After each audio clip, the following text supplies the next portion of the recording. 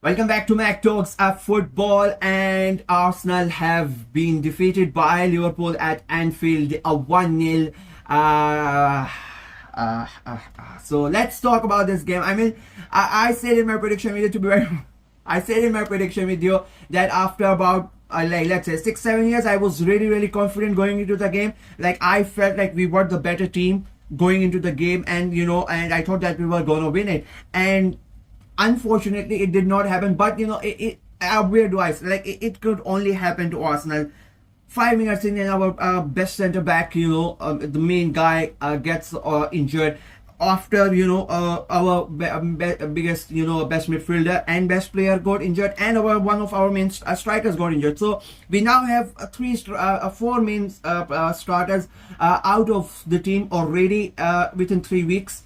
August has not ended, and we have one major injury to a surgery already. We got that surgery pick from Kai Havertz. Then you have Saka and Odegaard out, and now Saliba is gone as well. So I really don't know where to start in that regard. I mean, it could only happen to us. Thankfully, Mascara came on, and I think he looked really good before I went going to the game. I mean, I think he had a really good game. It did not look like it was his premier. I mean, imagine making a debut, replacing Saliba at Anfield. The pressure on the guy would have been immense, but I think he looked really sharp. I think he looked really good. I don't think, he was, we weren't ever in a trouble conceding from open play. We ended up conceding from our wonder goal. Let's be very honest with you.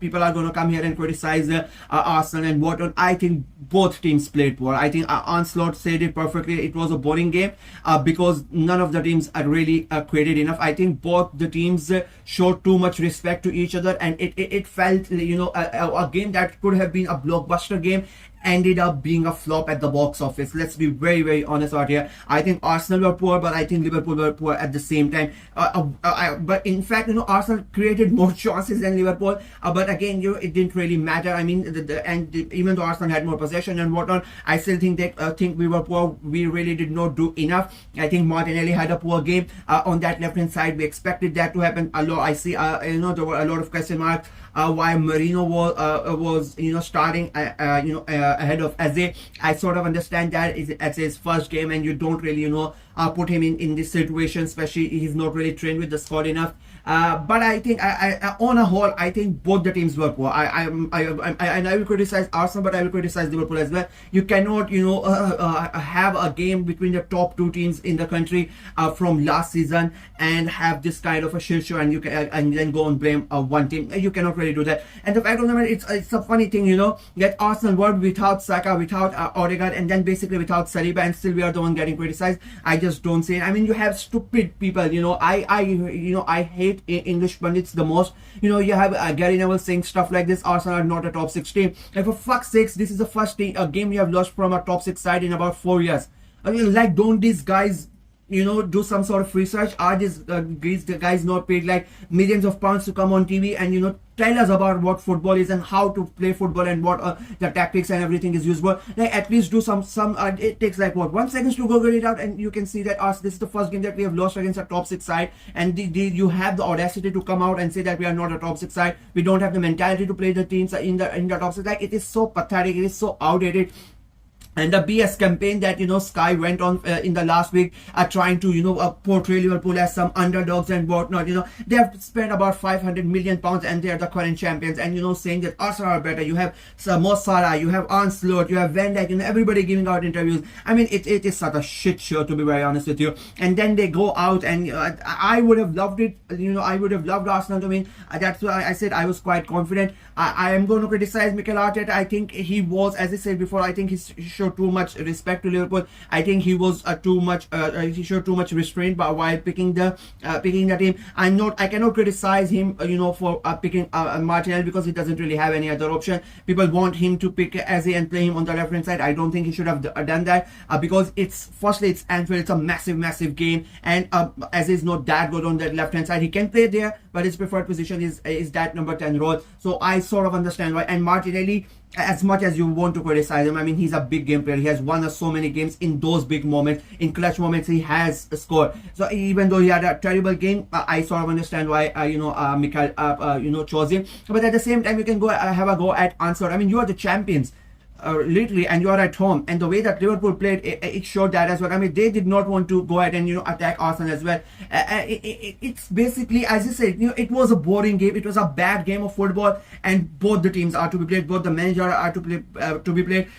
Both of them showed too much respect. But it felt like both of them were scared, to go out and attack the opposition team, because they fear that if they somehow lose the ball in the other area, they are going to concede the goal. It felt like, this is why I'm pissed off. I'm pissed off about the result and whatnot, but in a way, like, it was a wonder goal from Sobasai. I'm not going to take anything away from it.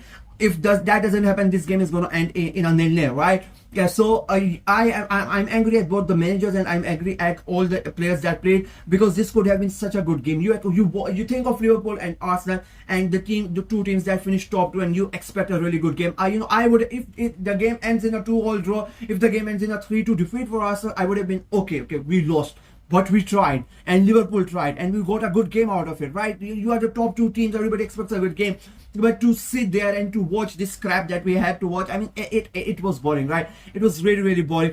And the funny thing is, at the same time, Monaco and Strasbourg were playing in Liga, and that was a much, much better game. It was a more entertaining game. It ended 3-2, and you could see, the goals and everything was going on, the way both of them were trying to outweigh each other. And then you look and the difference of the players and the difference of the leagues and the money spent in these two teams and the money spent on those two teams, it is miles apart. And the performances from these two and those two was so, it was such a big difference. It's a massive it's basically could end up deciding the title, and that's what we got. I mean, as a football fan, you should be angry about this game, and if you're a supporter of Liverpool, you are going to be happy that you won it, but if you're a true football fan, you know how shit Liverpool were, and I'm going to sit here and I expect that, and on how shit Arsenal were.